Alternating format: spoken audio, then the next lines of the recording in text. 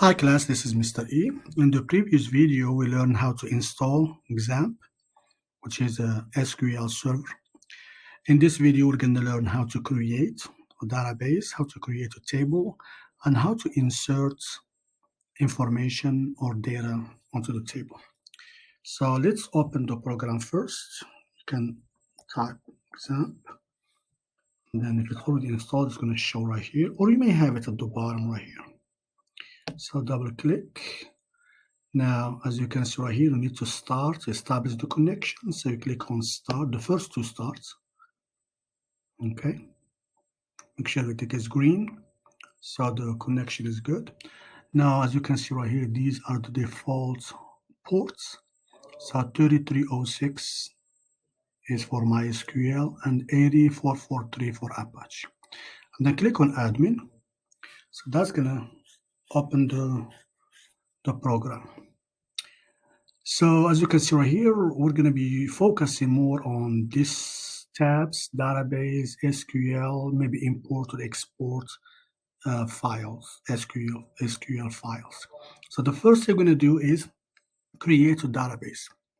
So I'll click on the databases tab. So there are two ways you can do that.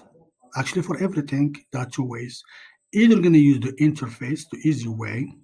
So just type the name, database name here, you create, and then that's an easy way, but there's no much learning taking place here. I highly suggest that you click on the SQL tab and then you type the code because you have too much control over your program, and then you can make a lot of changes. You can easily identify the errors. Okay, and that's exactly what we're going to be doing. So let's create the database. So we're going to type, and by the way, we're going to be using uppercase for the SQL keyword, but the name of the table or database, you can have it in the lowercase. So create database, and then we're going to give it a name, sales. Okay, and then always end with semicolon. Okay, now the database is created. Now I'm going to click on go, and it's going to show right here on the left side. So click. So everything is fine. Like as you can see, there's a check mark in green, and the sales is right here. So of course, when you click, there is nothing in here. It says no tables because we did not create any tables yet. So let's start with the table. You can, one more time, you can either do it here, the name of the table, and then how many columns we have. But we're going to do it in a different way by clicking or typing the code. So let's create the table. So now this specific database sales is selected. So make sure if you have more than one database, make sure you select the appropriate database. So I'm going to start with create table and give it a name, sales people. Sales. So let's say I want to keep track of sales people we have, how much money they make, the total sales, which city they live in, and maybe other information. So we're going to keep it simple. So this is the name of the table, salespeople. Now we're going to create the fields. So we're going to open the parentheses, and then we're going to have the name of the field and the data type, just like in Access. So let's say we have ID, then space, and then it's an integer, and then put comma, and then you do the same thing for the rest. So here we have a total sales. We'll say name first. Now name is a string, we call it varchar. Varchar. And then you put like the number of characters if you want to. Okay. And then comma, and then the next one is total sales. Now here we have different options because total sales usually is a double. So we can either use decimal, or you can use double, or you can use float. Now what's the difference between them? The main difference is the precision. So float is a 32-bit. Double is 64-bit, and then decimal is 128. So if you want to be If precision is an issue for you, you may want to choose decimal. So, but it doesn't matter. Sometimes we're going to be using double, sometimes decimal. So let's use this decimal. And then we can see how many digits we're going to be using, 13, and 2 of them are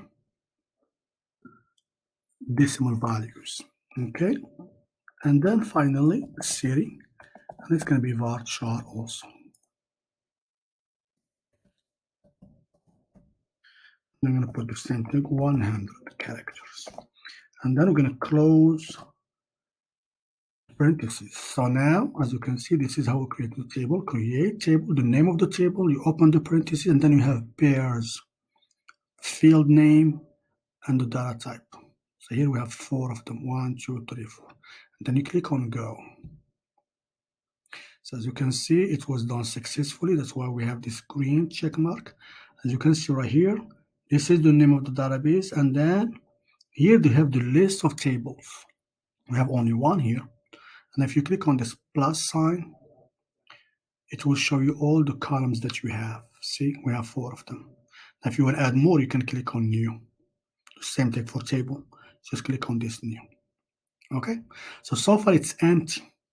Okay, if you click on the salespeople table, so there is nothing in there. So there is nothing in there. You have only the fields. Okay, now how do you add information in there? So that's what we're going to be learning in the next video, because I want to keep it short, so this way it's easy to open and to send also. So, and by the way, before I finish this, so what about if I want to delete or get rid of table or database? I want to just delete that. So we use the keyword drop.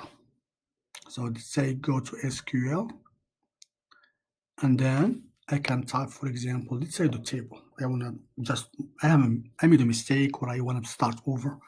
So I can do this drop, and then you put table, and then the name of the table, which is sales. But you have to be very careful when using this drop, because once you do it, you cannot retrieve it. It's gone forever.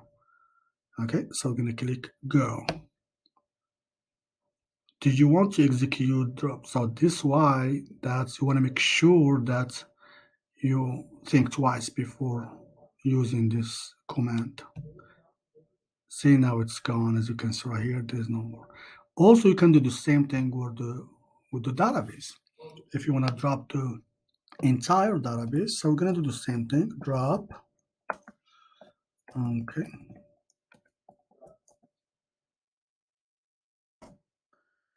database, and then the name of the database is sales.